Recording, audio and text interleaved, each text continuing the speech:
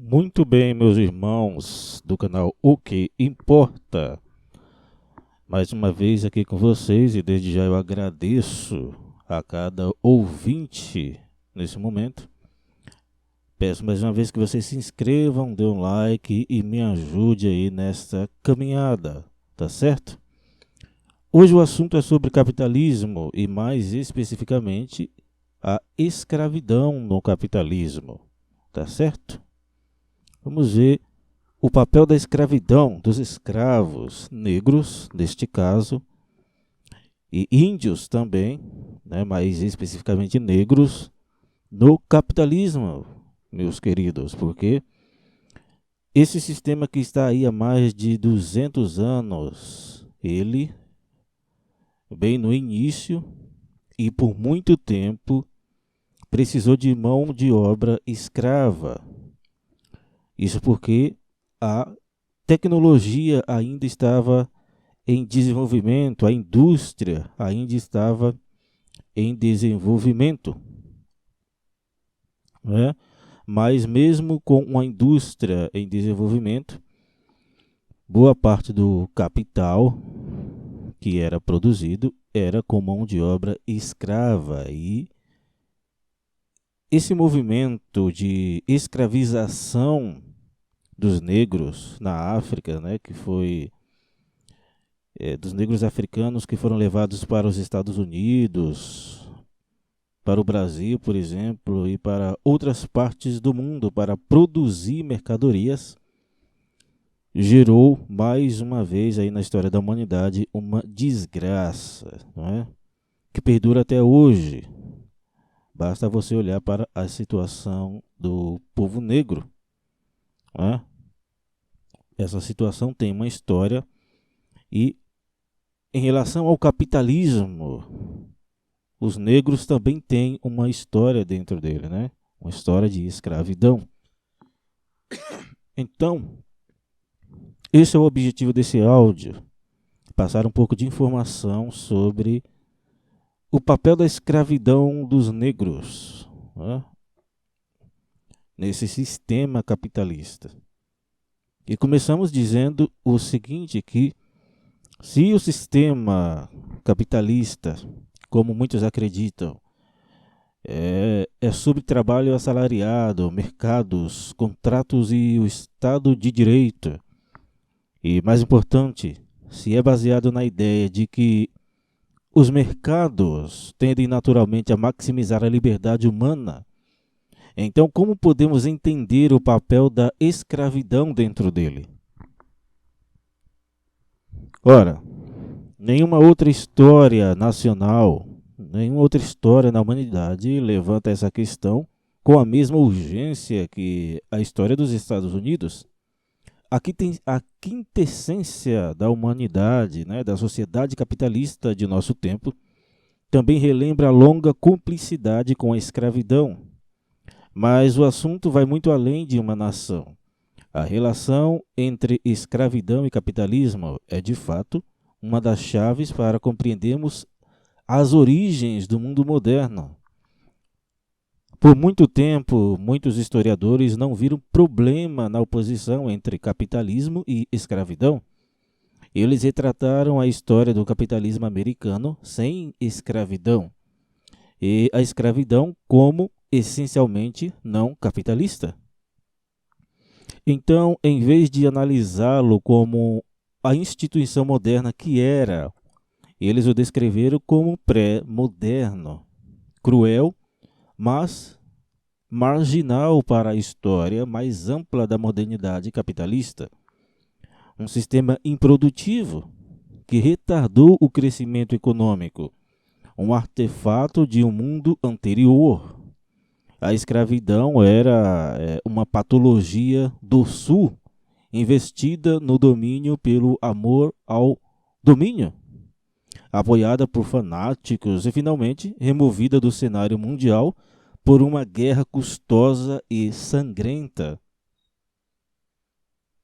Alguns estudiosos sempre discordaram de tais relatos. Nas décadas de 1930 e 1940, C.L.R. James e Eric Williams defenderam a centralidade da escravidão no capitalismo, embora suas descobertas fossem amplamente ignoradas. Quase meio século depois, dois economistas americanos, Stanley Engerman e Robert Williams Fogel, observaram em seu controverso livro The Time on the Cross, de 1974, a modernidade e a lucratividade da escravidão nos Estados Unidos. Então, eles observaram isso em 1974. Agora, uma enxurrada de livros e conferências está sendo construída sobre essas bases muitas vezes não reconhecidas. Eles enfatizam a natureza dinâmica da escravidão do Novo Mundo, sua modernidade, lucratividade, expansividade e centralidade para o capitalismo em geral e para o desenvolvimento econômico dos Estados Unidos em particular. Os historiadores Robin Blackburn, da Inglaterra, Rafael Marques, no Brasil, Dale Tomic, nos Estados Unidos, e Michael Zelski, na Alemanha, lideram o estudo da escravidão no mundo atlântico. Eles agora se juntaram a um grupo de historiadores americanos mais jovens, como Walter Johnson, Seth Rockman, enfim, e Edward Baptiste, olhando para os Estados Unidos. Embora suas obras difiram, muitas vezes significativamente, todas insistem que a escravidão foi uma parte fundamental do capitalismo americano, especialmente durante o século XIX, o momento em que a instituição se tornou inextricável da expansão da indústria moderna e do desenvolvimento dos Estados Unidos como um todo. Bom, foi na primeira metade do século XIX que a escravidão estava no centro da economia americana. O Sul era uma parte economicamente dinâmica da nação, e, é claro, dinâmica para os cidadãos brancos. Seus produtos não apenas estabeleceram a posição dos Estados Unidos na economia global, mas também criaram mercados para produtos agrícolas e industriais cultivados e manufaturados na Nova Inglaterra e nos estados do meio do Atlântico. Mais da metade das exportações, meus irmãos, do país, nas primeiras 6 décadas do século XIX, consistia em algodão cru, quase todo cultivado por escravos. Em um livro, por exemplo, chamado River of Dark Dreams, Slavery and Empire in the Cotton Kingdom, de Harvard University Press, em 2013, Johnson observa que as locomotivas a vapor eram mais comuns no rio Mississippi do que no interior da Nova Inglaterra, um detalhe revelador que atesta a modernidade da escravidão. Ora, Johnson vê a escravidão não apenas como parte integrante do capitalismo americano, mas como sua própria essência. A escravidão, um correspondente em relação à escravidão, um correspondente de Savannah observou na publicação de Southern Cultivator que este país, em grande parte, diz ele, muito em grande parte deve sua grandeza no comércio, manufatura e sua prosperidade geral. Muitos dos trabalhadores recentes confirmam essa observação de 1868, levando-nos para fora das próprias áreas escravistas e insistindo na importância nacional da escravidão até a sua abolição em 1865. Nesses relatos, a escravidão estava igualmente presente nos contadores de Lower Manhattan, as fiações da Nova Inglaterra e as oficinas de fabricantes em desenvolvimento no Vale Blackstone, em Massachusetts e em Rhode Island, como nas plantações no delta do Yazoo, Mississippi. Bom, a economia escravista dos estados do Sul teve um efeito cascata em toda a economia, não apenas moldando, mas também dominando. Bom, comercialmente na cidade de Nova York, Boston e outros lugares, como os Browns no algodão e os Taylors no açúcar, organizaram um comércio de commodities agrícolas cultivada por escravos, acumulando vastas riquezas no processo. Às vezes, as conexões com a escravidão eram indiretas, mas nem sempre. Na década de 1840, James Brown estava sentado em sua casa de contabilidade em Lower Manhattan, contratando supervisores para as plantações de escravos que seus credores inadimplentes haviam deixado para ele. Uma vez que os plantadores precisavam de cada vez mais fundos para investir em terra e trabalho, eles recorreram aos mercados de capital global. Sem acesso aos recursos de Nova York e Londres, a expansão da agricultura escrava no sul dos Estados Unidos teria sido quase impossível. Bom, os lucros acumulados por meio do trabalho escravo tiveram um impacto duradouro. Os Browns e os Taylors acabaram saindo das commodities e entrando no setor bancário. Os Browns criaram uma instituição que sobrevive parcialmente até hoje como Brown Brothers, Harriman & Co., enquanto Moses Taylor assumiu o comando do precursor do Citibank. Alguns dos financiadores mais importantes do século XIX, incluindo os Barons e Rothschilds, estavam profundamente envolvidos no comércio do Sul, e os lucros que acumularam foram eventualmente reinvestidos em outros setores da economia global. Como observou um grupo de libertos da Virgínia, em 1867, eles dizem: nossas esposas, nossos filhos, nossos maridos foram vendidos repentinamente para comprar as terras que agora localizamos. E então não limpamos a terra e cultivamos as safras de milho, de fumo, de arroz, de açúcar, de tudo. E então as grandes cidades do norte não cresceram com o algodão, os açúcares e o arroz que fizemos? Ora, a escravidão, eles entenderam, estava inscrita na própria estrutura da economia americana. A escravidão do Sul também era importante para o capitalismo americano de outras maneiras, como os estudiosos e historiadores da administração descobriram nos últimos anos. Inovações na tubulação do custo e da produtividade do trabalho derivadas do mundo das plantações.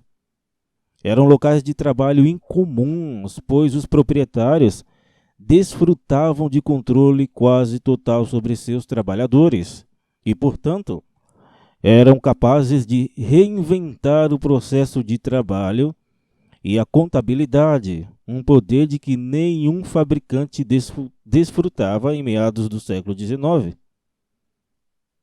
Como Caitlin Rosenthal mostrou, o trabalho escravo permitia que os escravos experimentassem novas maneiras de controlar o trabalho. Edward Baptiste, que estudou detalhadamente as práticas de trabalho nas plantações e enfatizou sua modernidade em A Metade Nunca Foi Contada, Escravidão e a Construção do Capitalismo Moderno, livros básicos dele, chegou ao ponto de argumentar que, como novo método de gestão do trabalho entraram no repertório dos proprietários de plantações, a tortura tornou-se amplamente aceita. As plantações de escravos, não as ferrovias, foram, na verdade, o primeiro grande negócio, entre aspas, da América. Não foram as ferrovias, diz ele, mas as plantações. Foi o que ele chama de grande negócio da América, usando os escravos. Além disso, como Seth Rockman mostrou, a economia dominada por escravos do Sul também constituía um importante mercado para bens produzidos por uma ampla variedade de fabricantes e artesãos do Norte, fornecendo para as plantações roupas e vassouras, arados e móveis finos. Os negócios do Norte dominaram o grande mercado do Sul, que por si só não viu uma industrialização significativa antes do final do século XIX. Nesse caso, nessa época, o norte dos Estados Unidos estava mais, vamos dizer, industrializado, né? E por isso o Sul, a escravização dos negros aconteceram mais no sul dos Estados Unidos. É por isso que se fala muito na escravização dos negros do Sul. Muito bem. Né? Além disso, como todos nós aprendemos na escola, a industrialização nos Estados Unidos se concentrou inicialmente na manufatura de algodão. A fiação do fio de algodão com com máquinas modernas e, por fim, a tecelagem desse fio com teares movido primeiro a água e depois a vapor. A matéria-prima que entrava nas fábricas era cultivada quase exclusivamente por escravos. Na verdade, as grandes fábricas que emergem ao longo dos rios da Nova Inglaterra, com seu número crescente de trabalhadores assalariados, não podem ser imaginadas sem suprimentos confiáveis e sempre crescente de algodão em bruto, cada vez mais barato. Os Cabots, Laurels e Slaters, quaisquer que sejam suas opiniões sobre a escravidão, todos lucraram muito com a disponibilidade de algodão barato cultivado por escravos.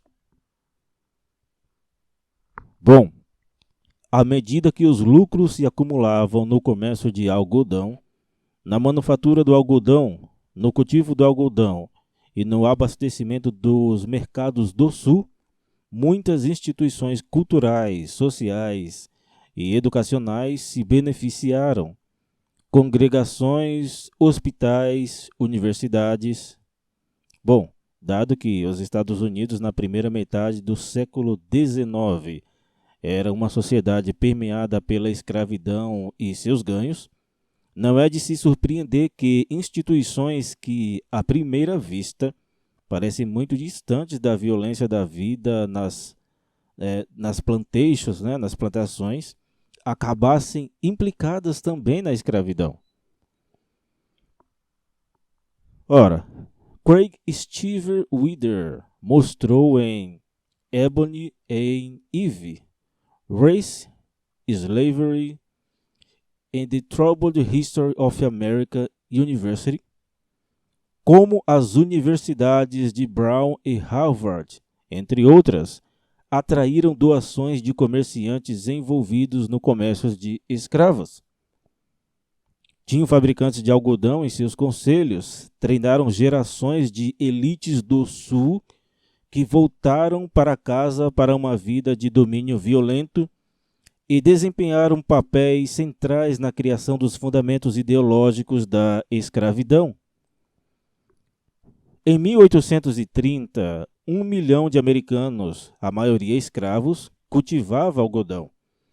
O algodão em bruto foi a exportação mais importante dos Estados Unidos, no centro dos fluxos financeiros e das práticas comerciais modernas emergentes, e no centro de sua primeira indústria manufatureira moderna. Como John Brown, um escravo fugitivo, observou em 1854, ele disse o seguinte: quando o preço do algodão sobe no mercado inglês, os escravos pobres imediatamente sentem os efeitos. pois são mais duramente dirigidos e o chicote é mantido em movimento mais constantes. Eu falei aqui os escravos pobres, é claro que foi uma redundância, né? Bom, assim como o algodão e com ele a escravidão se tornou a chave da economia dos Estados Unidos, ele também se mudou para o centro da economia mundial e suas transformações mais consequentes. A criação de uma economia globalmente interconectada, a revolução industrial, a rápida disseminação do capitalismo social e em relação em muitas partes do mundo e a grande divergência, né? O momento em que algumas partes do mundo tornaram-se subitamente muito mais ricas do que todas as outras. A humilde fibra, transformada em fio e tecido, esteve no centro do surgimento do capitalismo industrial, que hoje nos é tão familiar. Nosso mundo moderno se origina nas fábricas de algodão, portos de algodão e plantações de algodão dos séculos XVIII e XIX. Os Estados Unidos foram apenas um nexo na história muito maior que conectou artesãos na Índia, fabricantes europeus e nas Américas, escravos africanos e colonos griladores. Ora, foram essas conexões, muitas vezes a distâncias vastas, que criaram um império do algodão e com ele o capitalismo moderno. Para entender a escravidão americana, precisamos analisar a força relativa das estruturas sociais e políticas em lugares como o Império Otomano do século XVIII e a Índia Ocidental dos anos de 1840. Para entender a relação do capitalismo com a escravidão, precisamos ver o controle dos cultivadores na África sobre suas terras e trabalho, bem como as transformações do campo indiano, as estruturas institucionais do capitalismo na Grã-Bretanha e as estruturas estatais do Egito. É neste ponto que a história do capitalismo se conecta de maneira renovadora com outro importante campo emergente, né? A história global. Como é amplamente conhecido, a história como disciplina acadêmica surgiu de mãos dadas com o moderno Estado-nação e, de fato, desempenhou um papel importante em sua constituição. É por essa razão que a maior parte da história foi enquadrada dentro das fronteiras dos estados modernos. Ora, nos últimos anos, no entanto, alguns historiadores têm tentado pensar além dessas estruturas, reunindo histórias de escopo regional ou mesmo global. Por exemplo, Leviathan 2.0, Inventing Modern Statehood, né, de Harvard University Press, entre outros. Nessa literatura, a história econômica desempenhou um papel particularmente importante com obras pioneiras como The Great Divergence, China, Europa and the Making of Modern World Economy, né? A grande divergência, China e Europa e a fabricação da economia do mundo moderno, né? Lá do ano 2000. Muito bem, a história econômica, que por tanto tempo esteve focada principalmente em questões nacionais, a vinda do capitalismo gerencial nos Estados Unidos, chamado de capitalismo organizado na Alemanha, né? Os brotos do capitalismo na China, agora cada vez mais abordada, questões mais amplas, olhando para o capitalismo como sistema global.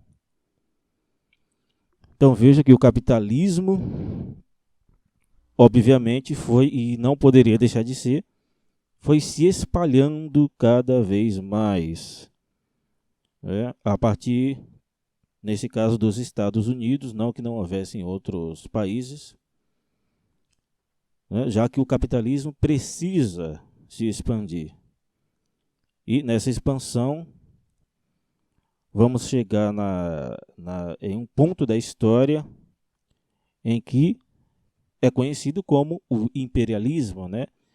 Ele se expande tanto que agora ele não cresce mais tanto dentro da sua própria nação. Então, ele precisa crescer em outros campos, em outras nações, e para isso é preciso ter o domínio dessas nações. É preciso militarizar, por exemplo, a sua própria nação para ter domínio sobre outras. É o que vai ficar conhecido como imperialismo americano, por exemplo. Quando aplicamos uma perspectiva global em tudo isso, desenvolvemos uma nova apreciação da centralidade da escravidão nos Estados Unidos e em outros lugares, no surgimento do capitalismo moderno. Bom, também podemos entender como essa dependência da escravidão foi finalmente superada no final do século XIX. Chegamos a compreender que a capacidade dos mercadores europeus de garantirem quantidades cada vez maiores de tecido de algodão do sul da Ásia, nos séculos XVII e XVIII, foi crucial para o comércio de escravos transatlântico, pois o tecido passou a ser a principal mercadoria trocada por escravos na costa ocidental da África.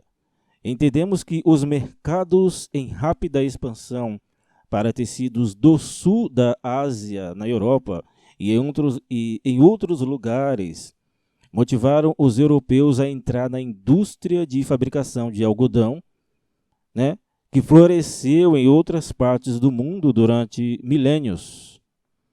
Muito bem, em uma perspectiva global, né, nos permite compreender de novas maneiras como a escravidão se tornou central para a chamada Revolução Industrial. À medida que a produção mecânica de têxteis de algodão se expandia na Grã-Bretanha e na Europa continental, as fontes tradicionais de algodão em bruto, especialmente os cultivados no Império Otomano, bem como na África e na Índia, mostraram-se insuficientes, com os mercadores europeus incapazes de incentivar a produção monocultural de algodão nessas regiões e de transformar a agricultura camponesa. Eles começaram a se valer do algodão cultivado por escravos, primeiro nas Índias, né, Índias Ocidentais e no Brasil, e na década de 1790, especialmente nos Estados Unidos. Como resultado, a capacidade da Europa de se industrializar baseava-se a princípio inteiramente no controle das terras expropriadas e do trabalho escravo nas Américas.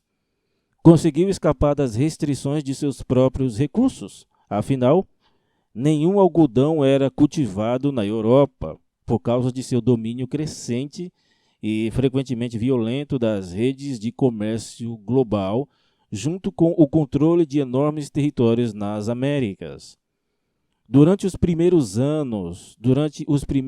80 anos, nesse caso, da indústria moderna, as únicas quantidades significativas de algodão em bruto que entraram nos mercados europeus foram produzidos por escravos, e não das colheitas de algodão muito maiores da China ou da Índia. Ora, em 1800, 25% do algodão desembarcado em Liverpool, que era o ponto de algodão mais importante do mundo, era originário dos Estados Unidos. 20 anos depois, essa proporção aumentou para 59%. E já em 1850, 72% do algodão consumido na Grã-Bretanha era cultivado nos Estados Unidos, com proporções semelhantes para outros países europeus. Uma perspectiva global nos permite ver que a capacidade de garantir mais algodão mais barato deu aos fabricantes europeus e norte-americanos a capacidade de aumentar a produção de fios e tecidos baratos, o que por sua vez lhes permitiu conquistar antigos mercados de algodão na África, na Ásia e em outros lugares, promovendo uma onda de desindustrialização nessas partes do mundo. Bem, uma perspectiva global da história do algodão também mostra que o trabalho escravo é tanto um sinal de fraqueza quanto da força do capital e dos estados ocidentais. A capacidade de subjugar o trabalho em locais distantes atestou o poder acumulado dos proprietários de capital europeu e norte-americanos. No entanto, também mostrou sua incapacidade de transformar a agricultura camponesa. Foi apenas no último terço do século XIX que produtores camponeses em lugares como Ásia Central, África Ocidental, Índia e o interior da Geórgia, nos Estados Unidos, puderam ser integrados ao império global do algodão, tornando o mundo possível, em que o cultivo do algodão para a indústria se expandiu drasticamente, sem recorrer à escravidão dos trabalhadores do algodão do mundo. Ora, de fato, nós não podemos saber se a indústria do algodão era o único caminho possível para o mundo industrial moderno, mas sabemos que era o caminho para o capitalismo global. Não sabemos se a Europa e a América do Norte poderiam ter enriquecido sem escravidão. Mas sabemos que o capitalismo industrial e a grande divergência, de fato, emergiram do violento caldeirão da escravidão, do colonialismo e da expropriação de terras. Nos primeiros 300 anos de expansão do capitalismo, particularmente no momento após 1780, quando ele entrou em sua fase industrial decisiva, não foram os pequenos agricultores do áspero campo da Nova Inglaterra que estabeleceram a posição econômica nos Estados Unidos. Foi o trabalho árduo de escravos americanos não remunerados em lugares como Carolina do Sul, Mississippi e Alabama. Quando organizamos grandes argumentos sobre o desempenho econômico superior do Ocidente e construímos esses argumentos em uma conta das instituições supostamente superiores do Ocidente, como direitos de propriedade privada, governo enxuto e o Estado de Direito, precisamos lembrar que o mundo ocidental forjado foi igualmente caracterizado exatamente pelo oposto: vasto confisco de terras e trabalho, enorme intervenção estatal na forma de colonialismo e o governo da violência e coerção. E também precisamos qualificar o conto de fadas que gostamos de contar sobre o capitalismo e livre trabalho. O capitalismo global é caracterizado por toda uma variedade de regimes de trabalho, um dos quais, crucial, foi a escravidão. Durante seu apogeu, entretanto, a escravidão foi considerada essencial para a economia do mundo ocidental. Não é de se admirar que The Economist se preocupou em setembro de 1861, quando o general da União, John Fremont, emancipou escravos no Missouri, que tal medida terrível, entre aspas, pudesse se espalhar para outros estados escravistas, infligindo a ruína total e a desolação universal nesses territórios férteis. E sobre os mercadores de Boston e Nova York, cuja prosperidade sempre foi derivada em grande parte desses territórios. A escravidão não morreu porque era improdutiva ou não lucrativa, como alguns historiadores anteriormente argumentavam. A escravidão não era alguma remanescente, a escravidão não era um remanescente feudal em vias de extinção. Morreu por causa de uma luta violenta. Um fator que contribuiu para a morte da escravidão foi o fato de que se tratava de um sistema não apenas de exploração do trabalho, mas de governo que atraiu de maneira particular o poder do Estado. Os proprietários do Sul tinham um enorme poder político. Eles precisavam disso. Precisavam disso para proteger a própria instituição da escravidão, para expandir seu alcance a cada vez mais terras, para melhorar a infraestrutura e para proporcionar aos Estados Unidos, na economia global, como sendo o exportador de commodities agrícolas. Ora, com o tempo, os interesses do Sul conflitaram cada vez mais com os de um pequeno, mas crescente grupo de industriais, fazendeiros e trabalhadores do Norte, capazes de mobilizar mão de obra por meio do pagamento de salários. Os nortistas exigiam um Estado forte para aumentar as tarifas, construir infraestruturas conducentes com a industrialização doméstica e garantir a extensão territorial da mão de obra gratuita nos Estados Unidos. Com medo de estarem perdendo o controle sobre alavancas essenciais de poder, os proprietários de escravos tentaram agir por conta própria. Após a Guerra Civil, um novo tipo de capitalismo surgiu nos Estados Unidos e em outros lugares.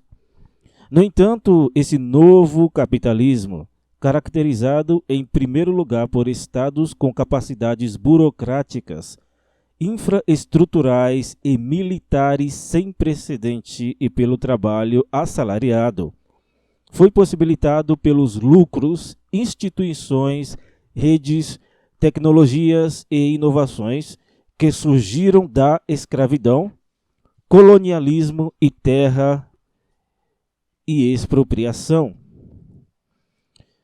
Esse legado ainda está conosco hoje. As grandes desigualdades, tanto interna quanto internacionalmente, que caracterizam o mundo em que vivemos, são, pelo menos em parte, resultado da longa e violenta história do capitalismo. Ainda há muitas questões em aberto sobre a escravidão e o capitalismo, algumas específicas, outras amplas. Ainda não mostramos conclusivamente, por exemplo, como os métodos de controle do trabalho migraram do mundo da plantação para o mundo da fábrica. Precisamos de pesquisas mais detalhadas sobre onde os lucros da escravidão se acumularam na Europa e na América do Norte e como eles importaram para outros setores da economia. Nós nos beneficiaríamos com um melhor entendimento, é claro, de como a estreita conexão econômica entre os empresários do Norte e a escravidão foi desfeita. E apenas começamos a dar conta do que o repensar da escravidão faz o nosso entendimento mais geral do capitalismo. Muito bem, meus irmãos, chegamos ao fim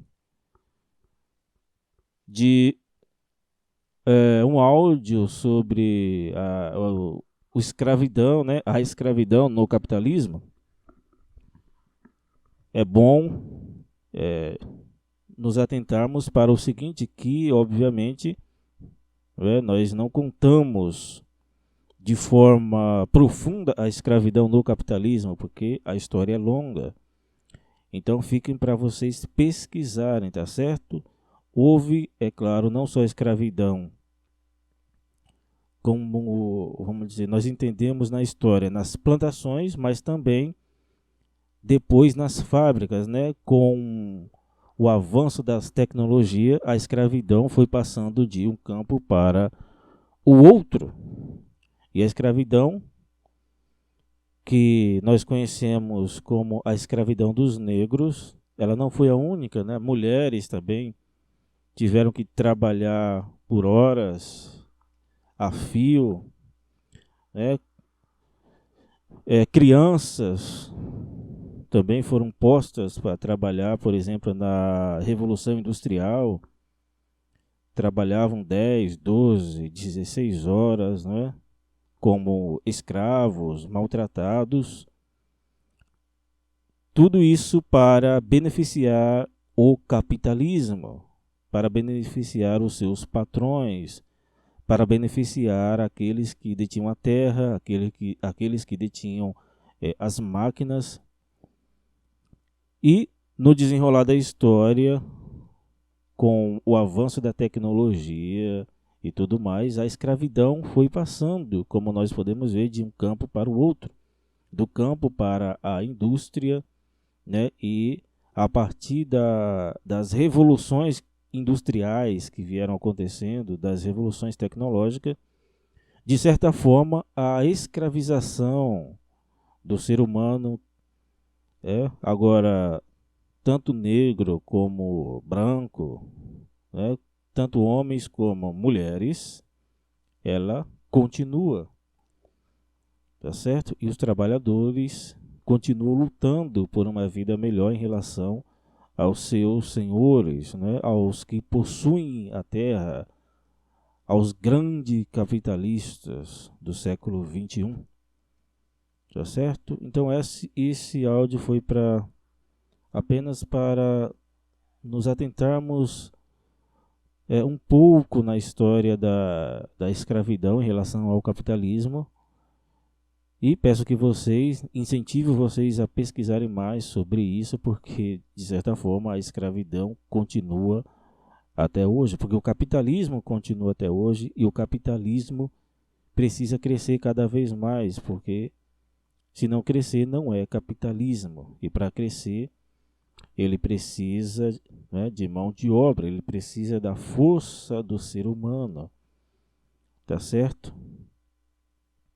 Então pesquise mais sobre o assunto e boa sorte aí para todos vocês que forem fazer essa pesquisa.